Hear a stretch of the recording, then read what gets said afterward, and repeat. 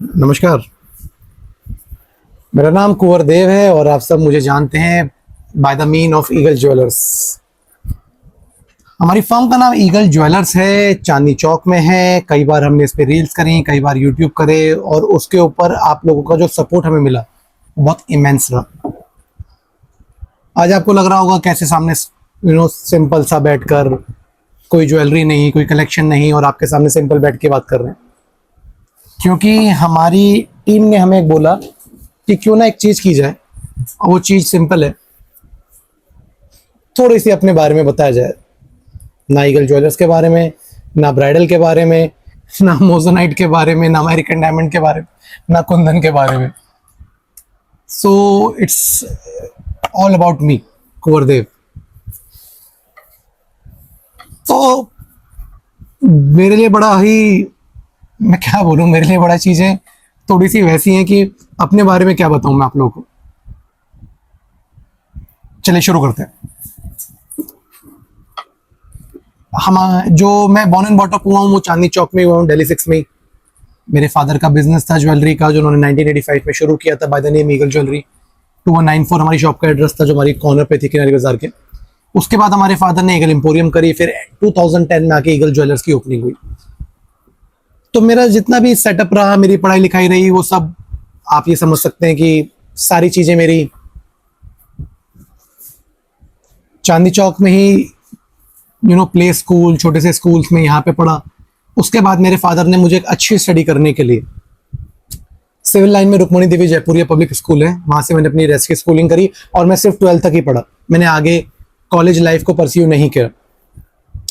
बचपन से ही ना एक एक छोटा सा एलिमेंट मन के अंदर था, यार बिजनेस करना है, कुछ बड़ा करना है, या बिजनेस ही करना है, बिजनेस में जाना है, फादर का बिजनेस संभालना है। शायद इस चक्कर में मैंने अपनी स्टडी को वो मुकाम या फिर स्टडी को वो महत्व नहीं दिया जो मुझे देना चाहिए था, जिसका मुझे रिग्रेट है।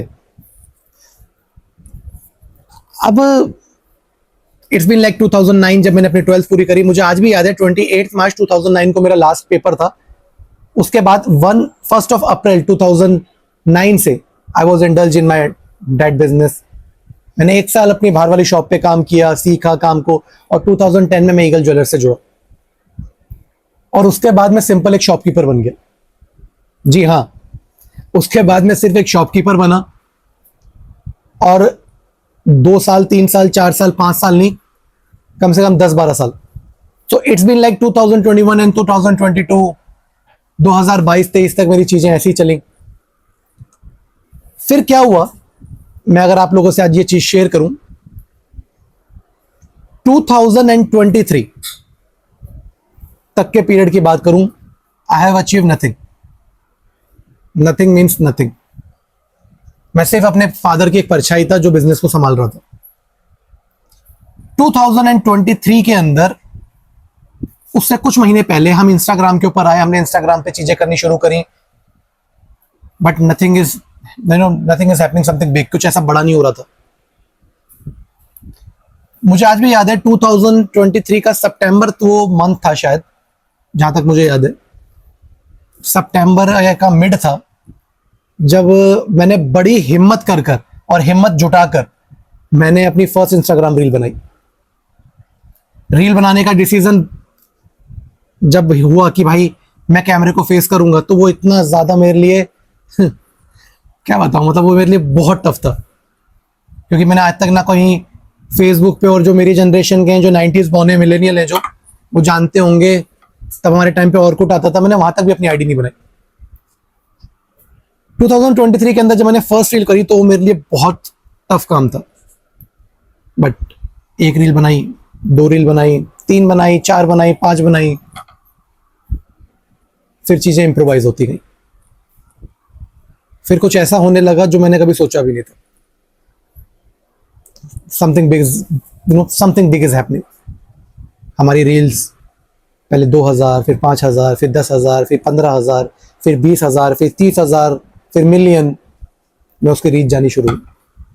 कस्टमर्स आए, कस्टमर जुड़े, और आज मैं ये कहना चाहूंगा कि शायद जो उनमें 10 या 12 सालों में अचीव नहीं कर पाया, वो मैंने 1 साल के अंदर अचीव किया।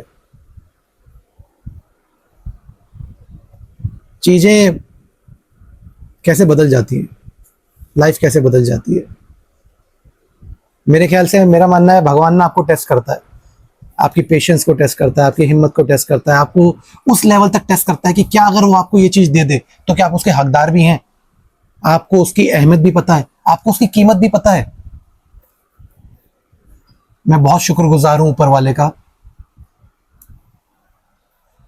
आज 15 मई 2025 मैं ये कह सकता हूं कि अगर मेरे से कोई पूछे कि तुमने आज तक जीवन में क्या अचीव किया, तो मैं ये कह सकता हूं कि अपने बड़ों के आशीर्वाद से, अपने परमपिता परमात्मा के आशीर्वाद से एक छोटी सी चीज मैंने जो अचीव करी इतने साल की मेहनत के बाद, कि मैंने ईगल ज्वेलर्स एनेक्सो बनाने जा रहा हूं, 4 मंजिल का शोरूम तैयार करवाने की कोशिश कर रहे हैं। कुछ बच्चे इस बीच में मेरे साथ कुछ महीनों पहले जुड़े, जिन्होंने मुझे ये राह दिखाई कि आप सिर्फ ज्वेलरी दिखाते दिखाते कुछ आप कंटेंट में भी जाइए। जितना मैं उनका शुक्रगुजार हूं, शायद मैं और किसी का नहीं हो सकता, क्योंकि उन्होंने मुझे एक नई राह पे, नई चीज पे, नई दिशा पे उन्होंने मुझे डाला।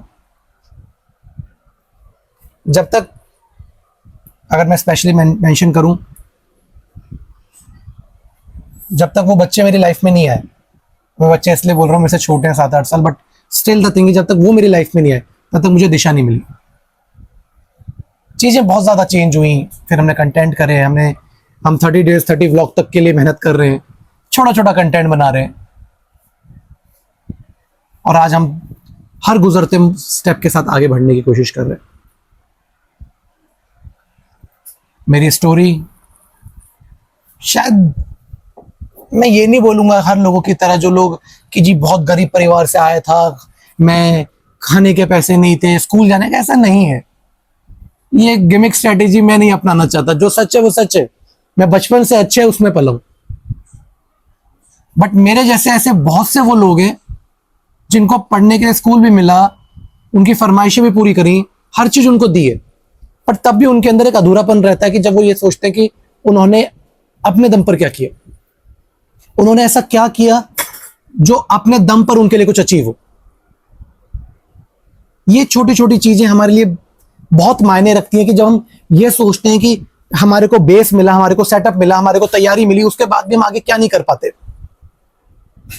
आज भी इस देश के अंदर हजारों, लाखों, करोड़ों लोग हैं जो इस शॉपकीपर इंडस्ट्री से बिलोंग करते हैं, और उनकी वजह से बहुत सारे लोगों को रोजगार भी मिलता है, पर उसके बावजूद भी उनके मन में एक अधूरापन रहता है, भाई वो खुद क्यों नहीं अचीव कर पा रहे। मेरे लिए सिर्फ, मैं कोई इतना बड़ा नहीं हो गया हूं, मैं कोई इतना महान नहीं हो गया हूं कि मैं आप लोगों को राय दूं, मैं कुछ भी नहीं हूं। बस मैं अपने एक्सपीरियंस से आपको ये कहना चाहूंगा, एग्जीक्यूट। हमने बहुत सोचा है, बहुत समझा है, प्लानिंग करते हैं, मूवीज देखते हैं, इंस्पायर्ड होते हैं, चीजों को फेम लेते हैं, ओ भाई उसने वो कर लिया, भाई उसने तो वो कर दिया उसने, बट हम एग्जीक्यूट नहीं करते। जब तक हम एग्जीक्यूट नहीं करते तब तक चीजें हमारी इंप्रोवाइज नहीं होती। यही एक रीजन है कि शायद हम आगे नहीं बढ़ पाते। मैंने कोई झंडे नहीं गाड़ दिए तरक्की के, मैंने कोई नाम नहीं बना लिया, मैं कोई, दुनिया मुझे नहीं जानती है, मैंने कोई दुनिया में कुछ ऐसा नाम नहीं कर लिया जो मैं कर सकता हूं, पर मैंने एक चीज करी, अपना पैर बाहर निकालकर अपने दम पर एक चीज बनाना। और ये सिर्फ शुरुआत भी नहीं है।